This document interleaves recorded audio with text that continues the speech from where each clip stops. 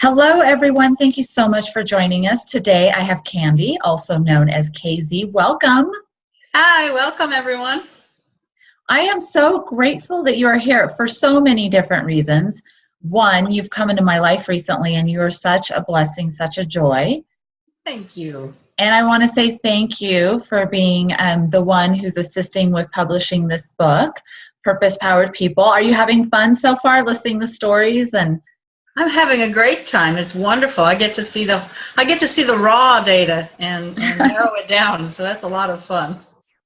It's always fun. I'm happy to hear you have fun too. I love to hear other people's stories. It inspires me and keeps me going. There's so many amazing people out there in this world for all of us to meet. So thank you for all you do in this universe. Speaking of that, Candy, I would love to hear more about your business. I know you just touched on it a little bit. So please share with everyone about your business and how you evolved to where you're at today. Oh, evolve is the right word, actually, Jessica. Evolve is definitely the right word. My business is called Bites Press or Writing Bites, and I am primarily have been working as a technical writer and editor and working with people who are challenged by technology. That's what I have been doing. I've evolved into that. I didn't start there. I actually started out working in a hospital, believe it or not. For about 15 years, I worked in the hospital in billing, and then in the library, in the medical library. And I thought that was the direction I was going to go. And then I had an opportunity that the door opened for me to take on a job at a marketing consultancy. And at that marketing consultancy, I had the chance to finally develop the writing that I had always been doing, but had not figured out how to make a career of it. I learned production. I learned the business of producing a written project from first draft all the way through to the first sold copy. And I learned the publishing business, all aspects of it. I learned how to write commercials. I learned how to get those commercials produced and directed for TV and cable. So I learned so much at that marketing consultancy because I was the traffic manager, and I was a production and traffic manager, and I did everything. It was not a big agency, which was a lot of fun because we all got our hands dirty and got in there. So over the years, I have evolved into the parts of the business that I love most. And so that's where I am today with my Bites Press publishing and Writing Bites. It allows me to help people to focus on taking their passion, taking what they're interested in, and turning that into whatever they would like to do as far as communication goes. I like to say it's mystery. I take you from mystery to mastery. Okay. You want to write a book? Well, we'll help you get it done from first draft to first sale. If you're, I don't know, maybe you're confused about how technology will fit into your business or your life, well, we'll talk and we'll see if we can figure it out for you, because we have a lot of understanding of technology and how it works. So were you an avid writer as a kid, or yeah, you were? What did you love to write about as a kid? I wrote stories. I made up stories. I remember when one of my first stories, and when I actually was a junior high school English teacher, and it was the first A I got in junior high school.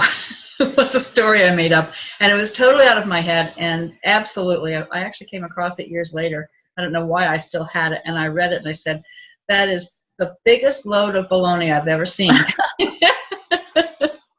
But it was what started me off in junior high. I really didn't start writing until about then, although I'd always read. And absolutely, I have to read. I can't not read. So I've always been a reader. But it was that one English teacher who started me off in junior high, Mrs. Brizzy. Okay, well, that's pretty amazing that you got your first A in writing and so really served your purpose. Anything else you loved to do in your childhood, or was it reading and just writing, or? Most of it was reading and writing. That's what I did. Oh, and swimming. Those are my things. I had a lot of cousins, and I had two brothers, and we were all busy just being kids. And the reading was the thing for me. You couldn't get me any place without a book in my hand. So it's kind of the way it was with me. I love that. I used to sneak away from recess in 5th grade and go read in the library all by myself. So I can absolutely relate to that. What kind of books did you like to read or still like to read today? I still like to read. I like pretty much anything. I truly do. I'll read almost anything except sports. Sorry, guys. I don't get the whole thing of fandom. It's just not me. I don't get it. I appreciate it for you, but I don't get it for me. But I do love to read anything. But I actually I love fiction to read. I love true crime and mystery, but my real love is science fiction and fantasy. I absolutely love reading science fiction and fantasy and writing it, actually. So. Really? Wow. That is so cool. So how many books have you written, or are they still in process, or? I have written several. Having them published is another matter. So it's not necessarily. I have published in the book range. My publishing is more. I'm more published in the nonfiction, in the business world, than I do in the fiction. So fiction is a lot harder to get into unless you want to do self-publishing, and that's not the direction I've gone there. Yeah.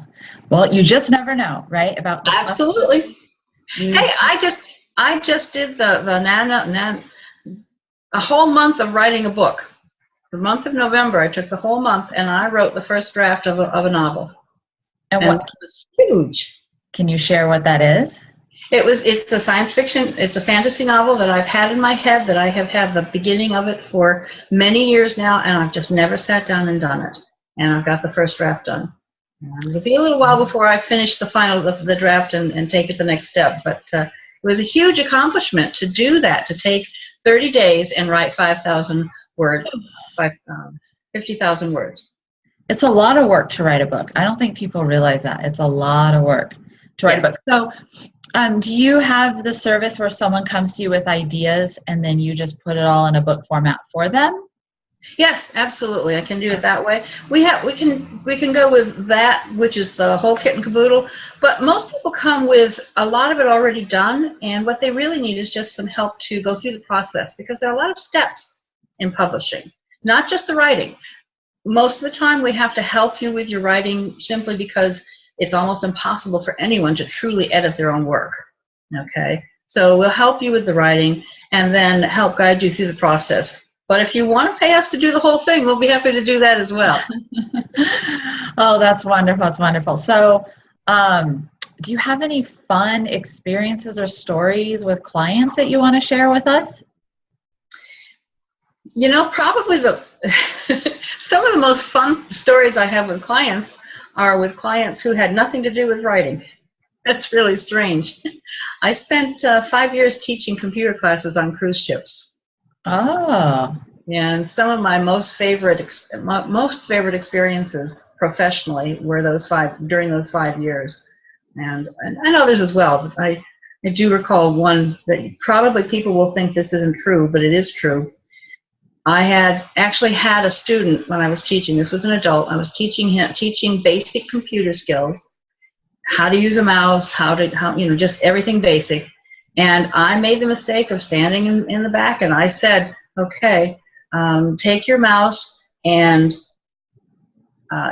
just take your mouse and click on the screen, on the desktop. Well, he picked up the mouse in his hand. Oh, no. He put the mouse and started clicking it on the screen.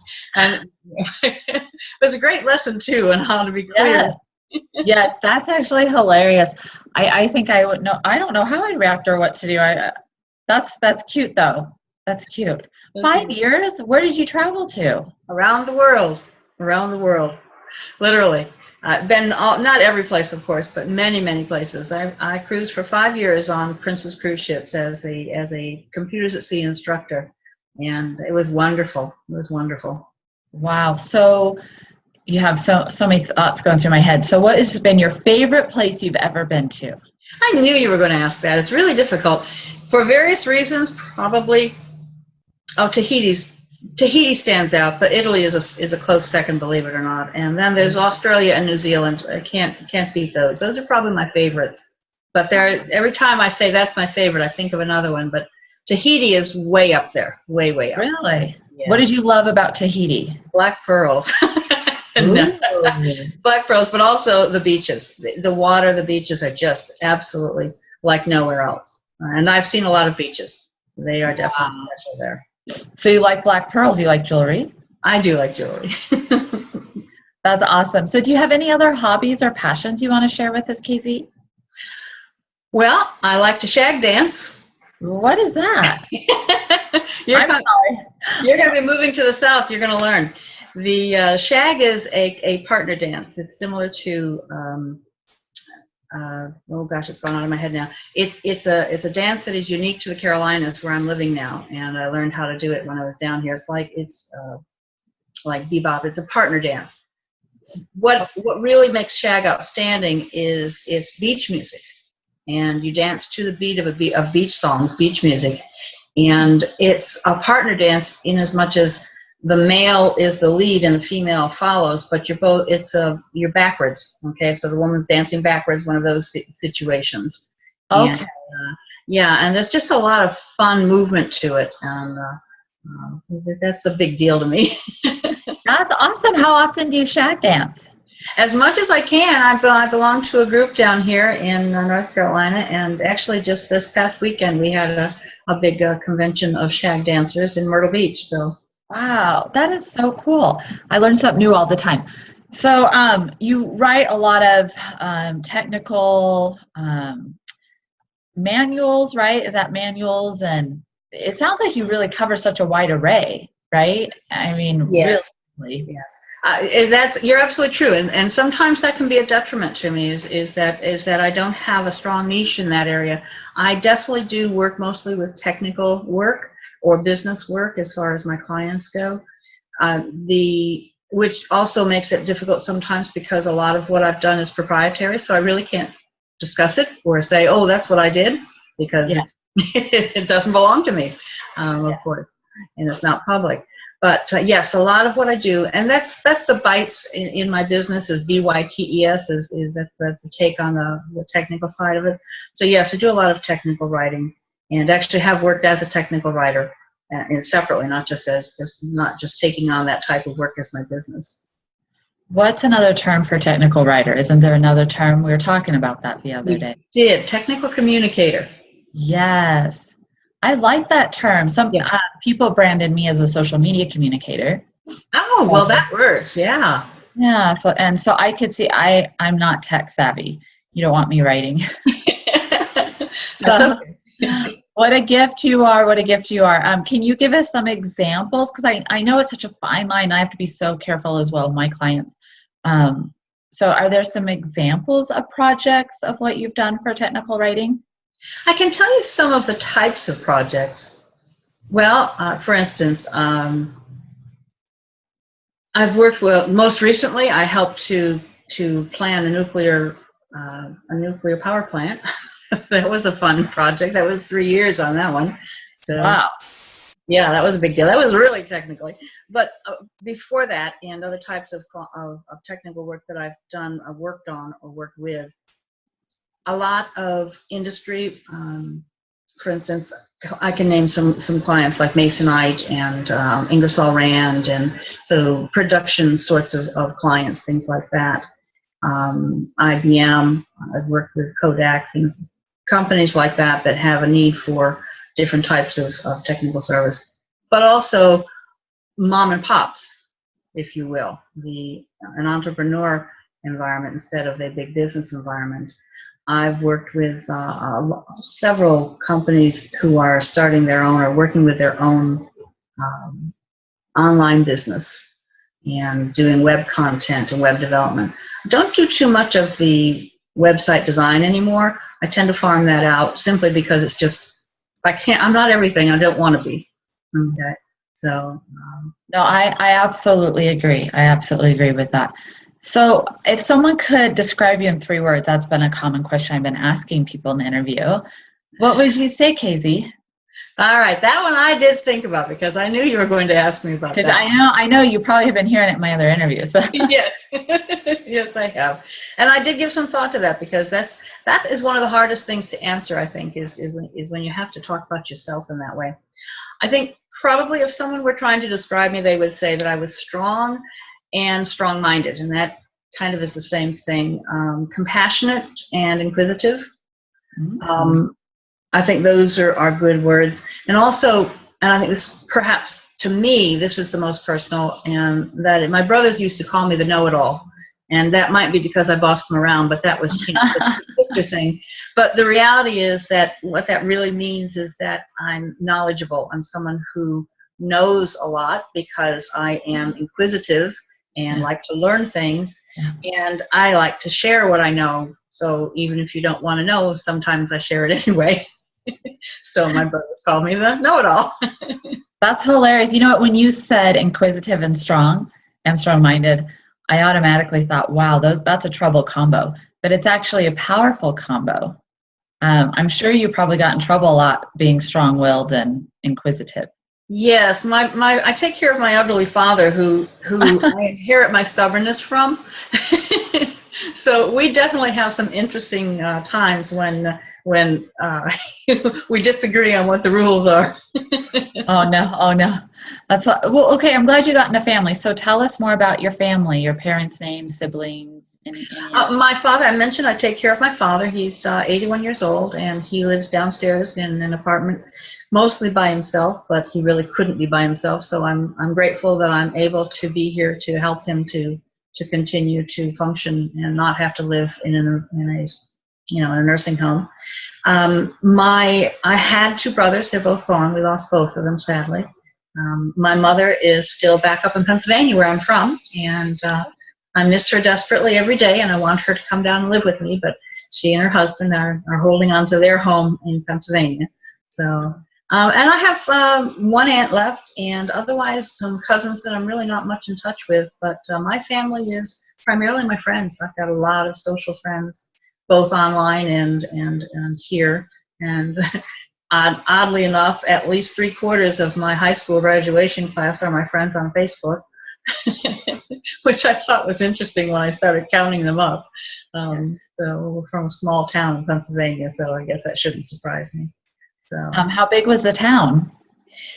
when I was growing up, there were about 10,000 people in the community. There are more now, but still, that's about the size when I was growing up. So how did you evolve? South Carolina is where you're at, right? I'm in North Carolina, yes. Oh, sorry, North Carolina. How did you evolve all the way down to North Carolina? Well, it's funny because when I came back from living at sea for 5 years, all of a sudden, the little town that I grew up in, I didn't fit anymore. I never really did, but I stayed because of my mother and my brothers. But I knew then that I couldn't stay there. So I started looking, and I looked at a map. You're going to love this story, you really are. I had a $300 airline credit for a free flight, any place, up to $300. I looked at the map. At the time, I was doing some work in Florida remotely, and I wanted to be able to get to Florida and yet still get home. So I looked at the map, and Wilmington, North Carolina was like right in the middle between Florida and home in Pennsylvania. So I checked out the airport. I could get there and back on $300. I had another credit for a hotel stay for 2 weeks.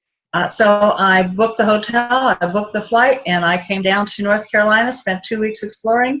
This was in May. In August, I packed up my car with everything that I could fit in it and drove to North Carolina, Wilmington, North Carolina, not knowing a single person. Wow. What year was this? About 6 years ago. Wow. I get the feeling you're very adventurous. I am, surprisingly enough, yes. That's always, and I say that because I'm always surprised that I'm adventurous, but yes, I am.